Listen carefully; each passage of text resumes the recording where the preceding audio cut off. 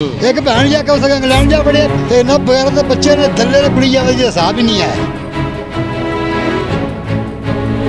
साल ने जिउंदे मार छड़े है ते अगों ना मार दे रहना है। कितना बिल आया अंकल जी? जी साढ़ा 28,000 रुपया बिल आया। 28,000 रुपया बिल आया क्या? एक बल्ब ते एक पक्खा जे ये साडी हुकूमत एक पक्का साडी हुकूमत है भैन ते ना बगैर दे बच्चे ने दल्ले ने कुड़ी जावे हिसाब ही नहीं है। साल ने जिउंदे मार छड़े है ते अगों ना मार दे रहना है। ना ना सिर छड़ने ना कोई गल है ना कोई बात है। एक भैन जाके उस इंग्लैंड जा बड़े बेबे सोनी नाल लेके अपनी जनानी ने बच्चे उस जाके इलाज करवा रहा है। फिर तुसीं मर गए गरीब ये भैन जाके बड़ा मजा करते फिरदे।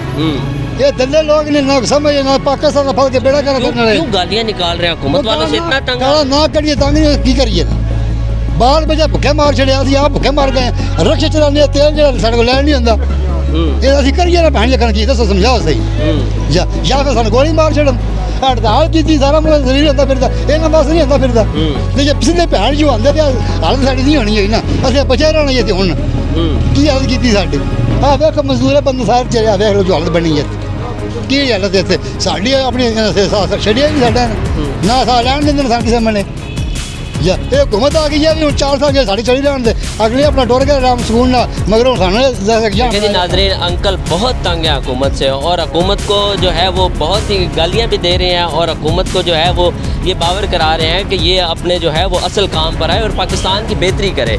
इसी के साथ अपने मेज़बान जैन असल भट्ट को दीजिए इजाज़त। मिलते हैं एक नई स्टोरी के साथ। अल्लाह हाफ़िज़।